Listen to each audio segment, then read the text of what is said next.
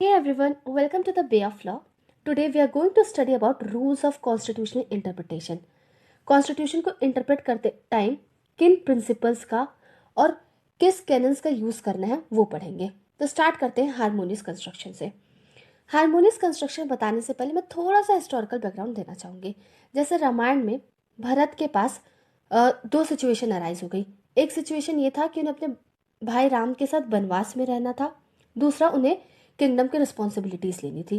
तो उन्होंने कोई एक कंडीशन नहीं प्रिफर किया, उन्होंने उसके बीच का सोल्यूशन निकाला। वो ये था कि वो वनवासी का जीवन व्यतीत करते हुए राज्य संभाल रहे थे। तो शुरू करते हैं। हम पहले किसी भी अगर हम स्टैट्यूट को पढ़ते हैं तो हम उसका स्ट्रिक्ट इंटरप्रिटेशन करते हैं।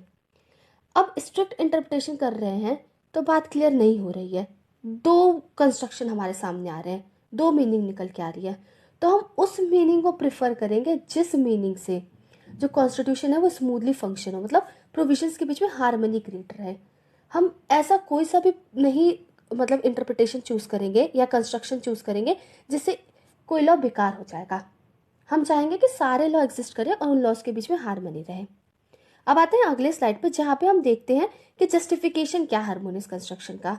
जस्टिफिकेशन यही है कि लेजिस्लेचर अगर कोई एक लॉ पास करती है तो दूसरा लॉ पास करके अपने आप को कॉन्ट्राडिक्ट नहीं करना चाहती। ऐसा थोड़ी होगा कि वो एक हाथ से एक राइट देखे और दूसरे हाथ से वो राइट ले लेगी। अपनी कही बात को कैसे कॉन्ट्राडिक्ट करेगी। और हम ये भी मान के चलते हैं कि लेजिस्लेचर कुछ भी यूजलेस चीज़ नहीं पास करता, हर चीज़ के पीछे कोई ना कोई मीनिंग रहता है। तो ये है हार्मोनियस कंस्ट्रक्शन के बारे में। अब आते हैं अगले स्लाइड पे, यहाँ पे केस देखते हैं। केस का नाम है MSM शर्मा वर्सेस कृष्ण सिन्हा। इस केस में दो प्रोविजंस के बीच में कन्फ्लिक्ट था। वो था article 19 clause 1 sub clause A, जो कि हमें राइट देता है कि हम किसी भी पार्लियामेंट्री प्रोसीडिंग को पब्लिश कर सकते हैं। और दूसरा आर्टिकल 194 क्लॉज 3, वो ये कहता है कि अगर किसी भी असेंबली की स्पीच को एक्सपंज कर दिया गया हो, जिसे पब्लिश करने से मना कर दिया गया हो पार्लियामेंट के द्वारा, तो हम उसे पब्लिश नहीं कर सकते। तो कोर्ट ने इसमें हार्मोनियस कंस्ट्रक्शन प्रेफर किया और कहा भले ही article 19 clause 1 sub clause A के अंदर ये राइट है कि वो किसी भी पार्लियामेंट के स्पीच को पब्लिश कर सकते हैं, लेकिन जो पावर है पार्लियामेंट की, जो प्रिविलेज पार्लियामेंट को दिए गए हैं अंडर आर्टिकल 194 क्लॉज 3, वो एक स्पेशल प्रिविलेज दिया गया है, उसके ऊपर ये प्रिवेल नहीं करेगा आर्टिकल 19। तो ऐसी कोई सी भी स्पीच पार्लियामेंट की पब्लिश नहीं करी जा सकती जिसे जो एक्सपंज्ड हो, जिसे पार्लियामेंट ने पब्लिश करने से मना कर रखा हो। अब आते हैं अगले स्लाइड पे। इसमें देखेंगे doctrine of pith and substance. इससे पहले जानो, तीन तरीके के लिस्ट होते हैं कॉन्स्टिट्यूशन में। एक होता है यूनियन लिस्ट जिसपे सेंट्रल लॉज बनाता है, दूसरा होता है स्टेट लिस्ट जिसपे स्टेट लॉज बनाता है, तीसरा होता है कंकरेंट लिस्ट जिसपे स्टेट और सेंटर दोनों ही लॉज बना सकते हैं।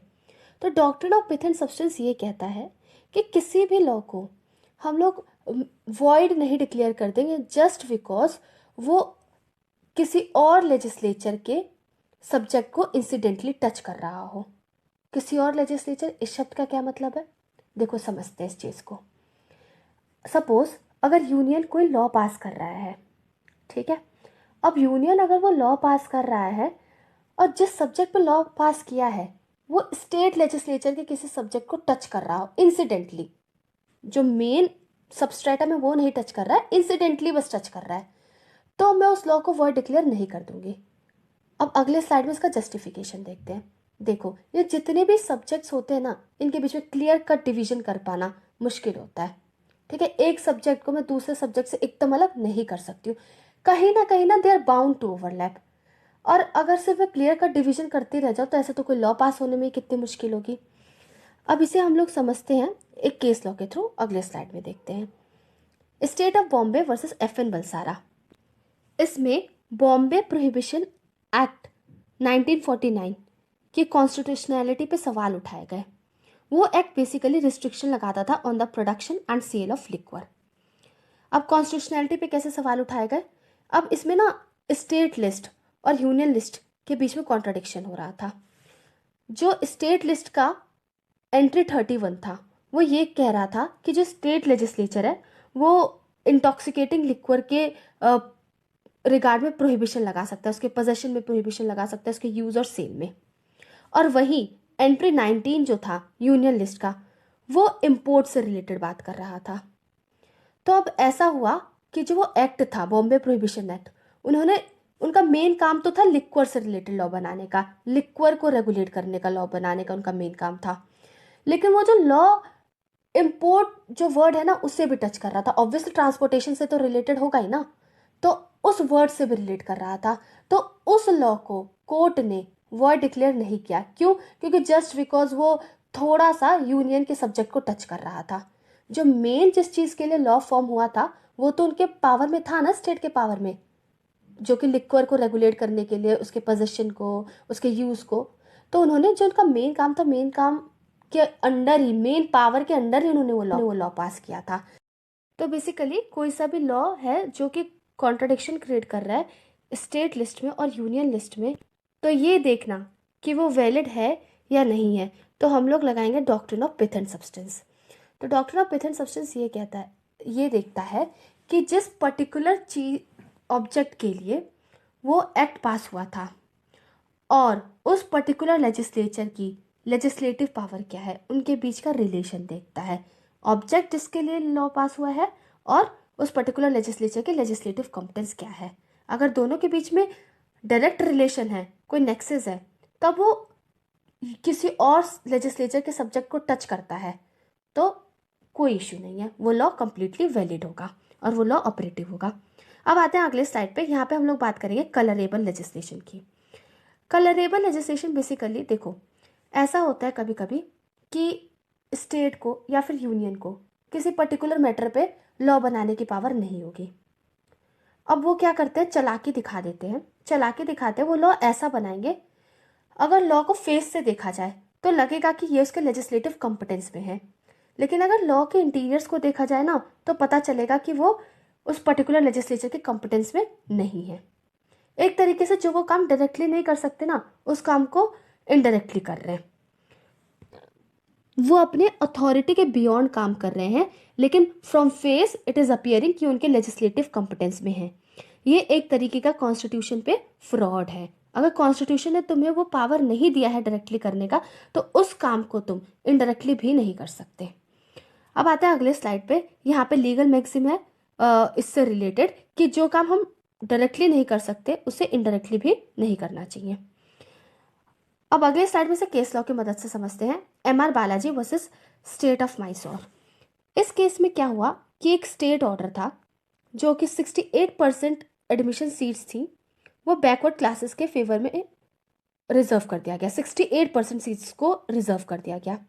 अब इसकी कॉन्स्टिट्यूशनैलिटी पे सवाल उठे, तो सुप्रीम कोर्ट ने बोला कि आर्टिकल 15 क्लॉज 4 का वायलेशन है। क्यों? क्योंकि स्टेट तो ऑथराइज ही नहीं है ऐसा कोई लॉ पास करने के लिए।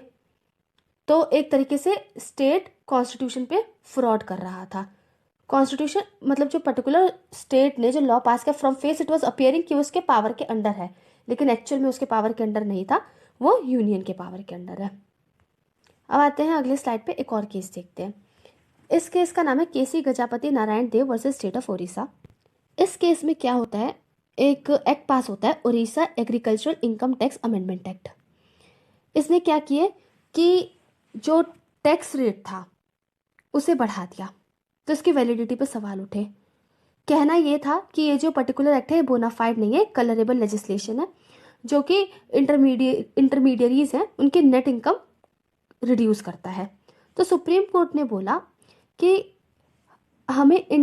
हमें इंटेंशन से फ़र्क नहीं पड़ता है।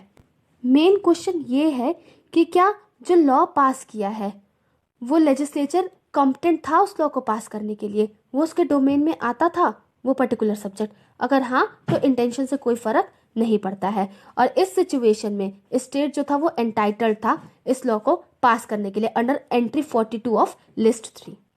अब आते हैं अगले स्लाइड पे। यहाँ पे बात करते हैं डॉक्ट्रिन ऑफ ऑक्यूपाइड फील्ड। ये कहता है कि जब भी यूनियन या फिर सेंट्रल लेजिस्लेचर किसी पर्टिकुलर सब्जेक्ट पे लॉ बना देते हैं, तो इसका मतलब क्या है कि उस फील्ड को ऑक्यूपाई कर लेते हैं। तो स्टेट लेजिस्लेचर को पावर नहीं है कि उस पर वो लॉ बनाए। हमें पता है कि हमारे कॉन्स्टिट्यूशन में हमने लेजिस्लेशन के स्पेसिफिक एरियाज को बांट दिए हैं, यूनियन के बीच में और स्टेट के बीच में। तो जो भी पावर जिसके अंडर आ गया, सपोज स्टेट को ये सब्जेक्ट मिल गया और यूनियन को ये पर्टिकुलर सब्जेक्ट मिल गए, तो अब क्या होगा, वो फील्ड ऑक्यूपाई हो चुका है।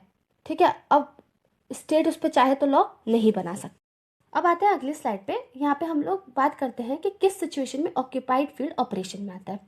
देखो, यूनियन लिस्ट की बात करें तो उसमें तो साफ साफ कुछ सब्जेक्ट्स है जो कि हमने यूनियन को दे रखा है। उसके बाद स्टेट लिस्ट की बात करें तो उसमें भी क्लियरली मेंशन है कि ये सब्जेक्ट स्टेट के पास है, इस पर स्टेट लॉस बनाएगा। प्रॉब्लम अराइज हो जाता है कंकरेंट लिस्ट के साथ। यहाँ पे स्टेट को भी पावर है लॉस बनाने का और यूनियन को भी पावर है लॉ बनाने का। तो अब क्या हो जाता है, इश्यू अराइज हो जाता है। तो ये बेसिकली ये पर्टिकुलर प्रिंसिपल ये कहता है कि अगर कोई एक फील्ड है, भले कंकरेंट लिस्ट में वो फील्ड है जिसे यूनियन ने ऑक्यूपाई कर लिया है और उस पर भले से यूनियन ने कोई लॉ नहीं बनाया है, तब भी उस पर स्टेट किसी तरीके का लॉ नहीं बनाएगी। अगर वो लॉ बनाती है तो वो लॉ इनऑपरेटिव हो जाता है। इस पर सिर्फ और सिर्फ लॉ यूनियन बनाएगी। क्यों? क्योंकि यूनियन ने ऑलरेडी उस पर्टिकुलर लॉ को ऑक्यूपाई कर रखा है। It is the magic of occupied field. अब अगले स्लाइड में हम लोग एक केस लॉ की मदद से समझेंगे, जो कि केस है स्टेट ऑफ केरला का। इस केस में क्या होता है कि एक सेंटर ने चिट फंड्स एक्ट पास किया। अब जब तक ये एक्ट ऑपरेटिव होता तो उन लोगों को मतलब सेंट्रल गवर्नमेंट को नोटिफिकेशन इशू करना पड़ता under section 3 of the central act. अब जब तक ये नोटिफिकेशन इशू होता, mean time state of Kerala ने एक सेपरेट एक्ट बना लिया चिट फंड्स पे, जिसका नाम रखा केरला चिटीज एक्ट। अब क्या हुआ कि अब ये जो लॉ था केरला चिटीज एक्ट, उसे क्या किया गया, वॉइड डिक्लेयर कर दिया गया। ऐसा बोला गया कि ये जो चिट फंड से रिलेटेड जो पर्टिकुलर सब्जेक्ट है, उस फील्ड को ऑलरेडी यूनियन ने ऑक्यूपाई कर लिया था। भले से भी लॉ पास नहीं हुआ है, लेकिन फिर भी यूनियन ने उस लॉ को ऑक्यूपाई कर लिया और स्टेट एम्पावर्ड नहीं है उस पर लॉ बनाने के लिए। अब आते हैं अगले स्लाइड पे। यहाँ पे हम लोग बात करेंगे डॉक्ट्रिन ऑफ रिपग्नेंसी की। डॉक्ट्रिन ऑफ रिपग्नेंसी ये कहता है कि सपोज एक ही सब्जेक्ट पे स्टेट भी लॉ बना दे रही है और सेंटर भी लॉ बना दे रही है, और ये दोनों जो लॉ हैं एक दूसरे को कॉन्ट्राडिक्ट कर रहे हैं, इनकंसिस्टेंट है एक दूसरे से, और ये दोनों एक साथ ऑपरेटिव नहीं हो सकते हैं। अगर स्टेट लॉ ऑपरेटिव होगा तो सेंट्रल लॉ इनऑपरेटिव हो जाएगा, और अगर सेंट्रल लॉ ऑपरेटिव होगा तो स्टेट लॉ इनऑपरेटिव हो जाएगा। तो मतलब एक दूसरे को कॉन्ट्राडिक्ट कर रहे हैं और एक साथ जो है ये लोग ऑपरेटिव नहीं हो सकते हैं।